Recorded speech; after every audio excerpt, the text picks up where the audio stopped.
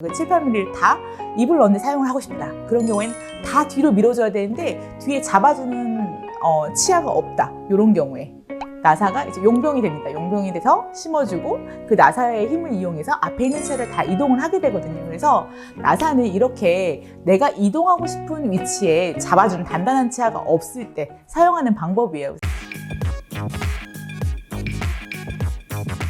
당신의 미소에 마법 같은 변화가 일어납니다. 안녕하세요. 오지교정TV 오지연 원장입니다. 오늘은 많은 환자분들이 겁내신 그곳 나사에 대해 설명을 드리도록 하겠습니다. 나사라고도 불리고 미니 스크류, 미니 임플란트라고 불리는데요.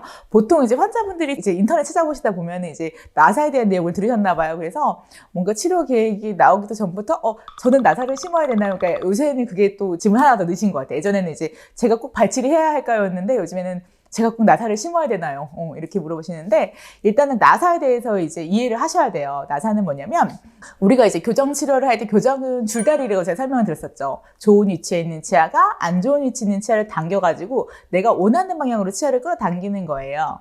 예를 들어서 우리가 뭐 입을 넣기 위해서 발치 교정을 하면 작은 어금니 하나를 빼주면 앞에서 절반, 뒤에서 절반 오면서 가운데서 만나게 되거든요. 그런데 만약에 우리가 다 앞에 있는 치아를 그 뺀 공간을 다 이용을 해서 그 7, 8mm를 다 입을 넣는데 사용을 하고 싶다. 그런 경우에는 다 뒤로 밀어줘야 되는데 뒤에 잡아주는 치아가 없다. 이런 경우에 나사가 이제 용병이 됩니다. 용병이 돼서 심어주고 그 나사의 힘을 이용해서 앞에 있는 치아를 다 이동을 하게 되거든요. 그래서 나사는 이렇게 내가 이동하고 싶은 위치에 잡아주는 단단한 치아가 없을 때 사용하는 방법이에요. 그래서 가장 흔하게 나사를 심는 경우가 그 제일 뒤에 있는 치아를 이제 사랑니나 이런 걸 빼고 그 공간을 이용하기 위해서 전체 치아를 후방으로 이동하거나 아니면 발치를 해서 입을 넣지만 나는 입을 더 많이 넣고 싶어서 나사를 심거나 이런 경우가 되겠습니다. 그래서 이제 이런 경우에는 반드시 심어야 되고 나사를 심어도 되고 안 심어도 되고 나사 가능성이 있어요. 이렇게 설명을 드리는 경우는 뭐냐면 나사 같은 경우에는 보통 이제 나사를 심지 않아도 충분히 이동이 되는 경우가 있지만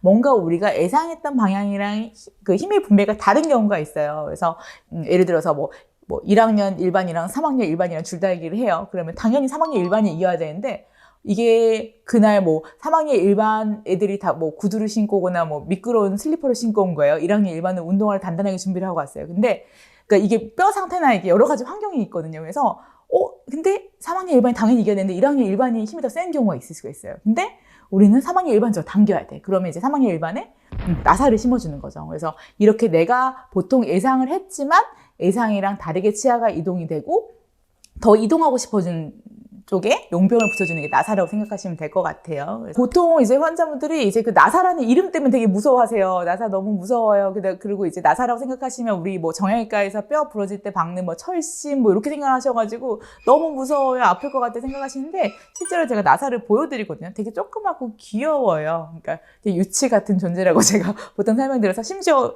심을 때는 저희가 마취를 하고 심지만 뺄 때는 마취 안 하고도 충분히 뺄 수 있거든요. 우리 유치 빼잖아요. 그냥 집에서 그런 것처럼 그냥 잠깐 심어놓는 거고 이름은 애가 미니 임플란트지만 이제 그 성인들 치아가 없는데 해놓는 임플란트는 뼈랑 붙어서 단단하게 오래 쓰라고 하는 임플란트잖아요. 저희가 오래 써야 되잖아요. 최대한. 그런데 우리 교정용 미니 임플란트 나사는 저희가 교정이 끝나면 빼야 돼요. 한 뭐 1년 반, 2년 있다 빼야 되기 때문에 뼈랑 붙어 있는 상태가 아니라 그냥 잠시 거기다 그냥 꽂아놓은 상태예요. 그래서 되게 쉽게 흔들리거나 빠질 수가 있어요. 그래서 나사의 제일 큰 부작용은 쉽게 빠지는 거라고 생각하시면 될 것 같고 특히나 이제 뼈가 좀 부드럽고 약간 물은 나이가 어릴수록 조금 더 잘 빠지는 경향이 있어요. 그래서 나사는 나사 자체를 심는 거는 마취하는 거 빼고는 그렇게 아프지는 않으시고요. 혹시라도 이제 주변에 뭐 이렇게 음식물 찌꺼기가 많이 껴서 염증이 생기거나 이런 경우에는 흔들리면 좀 아프실 수 있어요.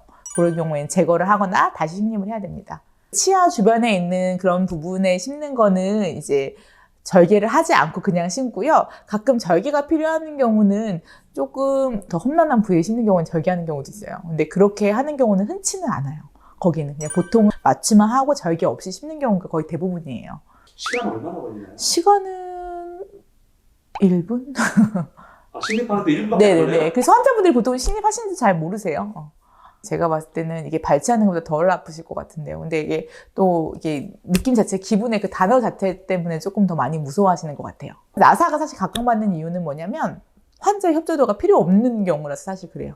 나머지 고무줄 끼고 헤드기어 끼고 다 환자분들이 어떻게 해주느냐에 따라서 치료 결과가 달라지는데 나사는 저희가 심어놓고 저희가 이제 고정을 해놓는 거기 때문에 환자의 협조도가 필요하지가 않잖아요. 그러니까 어떻게 보면 좀 더 안정적으로 치료 범위가 넓어졌어요. 지금까지 나사에 대해 설명을 드렸습니다. 뭐 궁금하신 점 있으면 댓글 달아주세요. 감사합니다.